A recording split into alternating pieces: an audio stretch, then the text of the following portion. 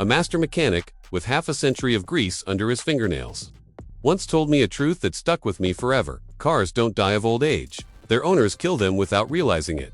And he wasn't exaggerating. The vast majority of vehicles never reach the 100,000-mile mark due to factory defects. They fail because we repeat habits that seem harmless but are actually lethal in the long run. My car, however, has already passed 800,000 kilometers, 500,000 miles. It's not magic, and it's not a special model. It's the result of changing 15 very specific habits. Today, I'm revealing them to you, and pay attention to the last 3, because those are the details nobody checks.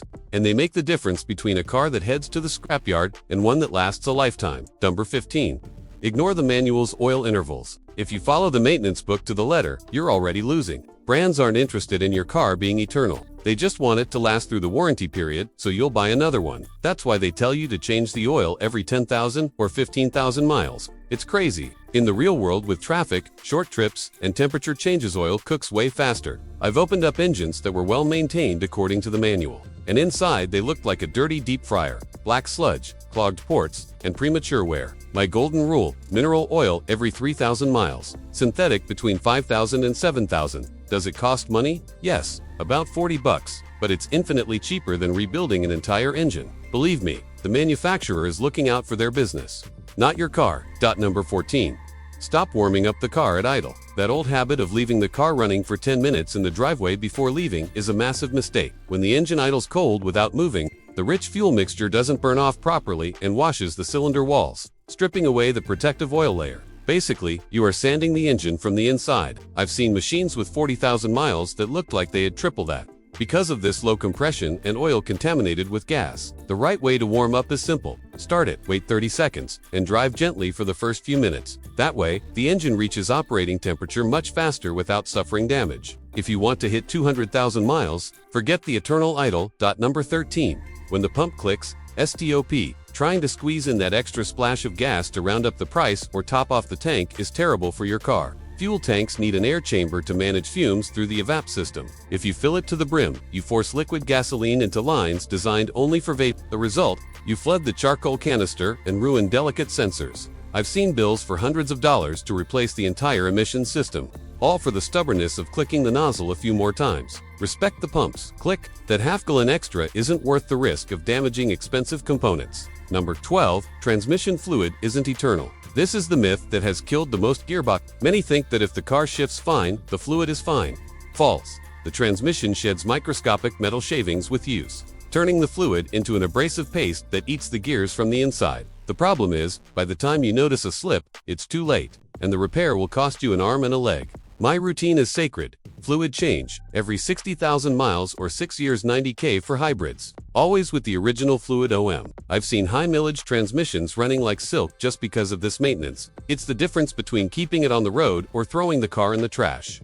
Number 11. Learn to brake without touching the pedal. Some drivers treat the gas and brake like switches, all or nothing. That destroys the car. Hard braking crystallizes the pads and warps the rotors due to extreme heat. I've seen useless brakes on almost new cars because of this bad habit. The trick is anticipation. Lift your foot off the gas before you get to the light and let inertia do the work.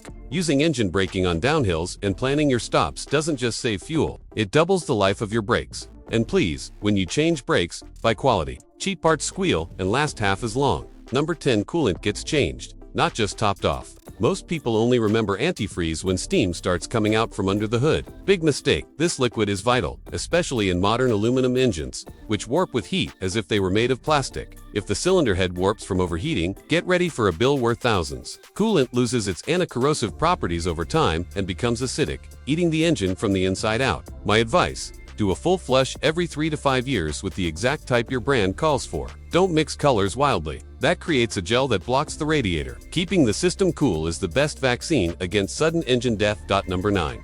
Listen to your car.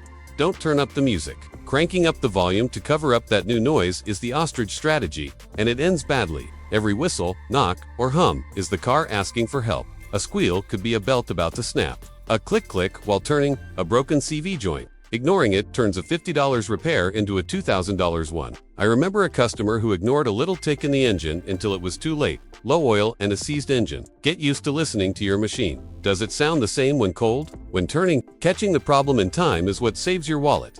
Number 8. Get your foot off the clutch. For those driving manual, the clutch pedal is not a footrest. Even if you think you're only touching it lightly, you're engaging the throwout bearing and slipping the disc, causing constant wear. I've seen clutches burned out at 25,000 miles because of this mania. A clutch job is expensive and labor-intensive. The rule is simple. If you aren't shifting gears, your foot goes on the floor or the dead pedal. At red lights, neutral, and foot off. If you do this, your clutch will last the life of the car instead of asking for a replacement every few years. Number 7. Don't run on fumes. Driving with the fuel light on isn't saving money. It's torturing the fuel pump. The pump lives submerged in the tank and uses the gasoline itself to cool down. If you always run on empty, the pump sucks up hot air and sediment from the bottom, overheats, and dies prematurely. Changing a fuel pump is a headache for both you and your wallet. I never let it drop below a quarter tank. It's life insurance for the injection system and prevents you from getting stranded at the worst moment. Number 6. Quality spark plugs, on time. Don't believe the fairy tale about 100,000 miles spark plugs. Yes, they might technically function, but they don't perform the same. Old plugs stress the ignition coils, increase fuel consumption, and can damage the catalytic converter due to poor combustion. I check them at 60,000 miles and change them before they cause trouble. And very important, use only recognized brands, NGK Denso or the OEM ones. Installing cheap spark plugs is playing Russian roulette with the engine. I've seen pistons with holes in them just to save 20 bucks on plugs. Keep the spark fresh, and the engine will thank you with smoothness and power.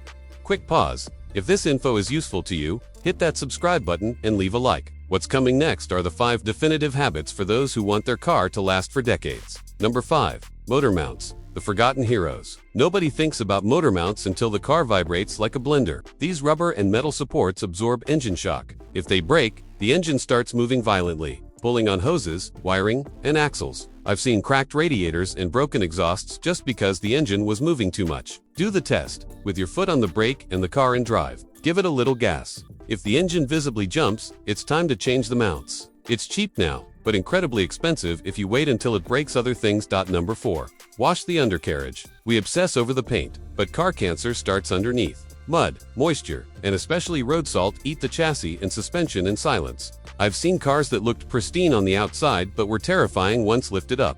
Structural rust that sent them straight to the junkyard. In winter or humid areas, pressure wash the underside regularly. Once a year, apply an undercoating protector. My car, with its 500,000 plus miles, is still solid as a rock because I never let rust set in.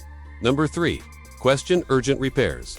Many shops play on fear. You go in for an oil change, and they come out with a list of urgent things you didn't even know existed. Need to clean injectors. Change this mystery fluid now. Be careful. Always ask for a second opinion. If they tell you the car is going to explode if you don't pay $400 right now, be suspicious. I always ask for visual proof or go to another trusted mechanic. Don't pay the fear tax. Maintaining the car doesn't mean giving away money on unnecessary services.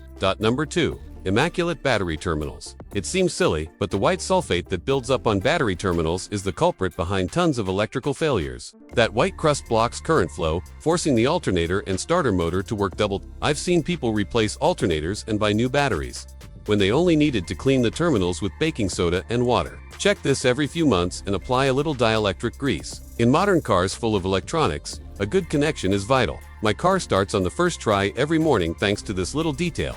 Number 1. Parking brake. Use it always. This is the number 1 mistake. When parking, most people put the lever in P and forget about it. Grave error. The parking position only inserts a small metal pin, the parking pawl, into the transmission to lock it. If you park on a hill without the handbrake, the entire weight of the car rests on that tiny piece of metal. If it snaps, goodbye transmission. The correct way to park, whether on flat ground or a hill, is foot on the brake. Engage the handbrake. Release your foot, let the car rest on the brake, and then shift to P. This protects the gearbox. It's a free habit that saves you thousands in repairs. And you, how many of these mistakes were you making without knowing it? Let me know in the comments. And if you want to keep learning what mechanics usually don't tell you, subscribe and share. Taking care of your car is taking care of your money.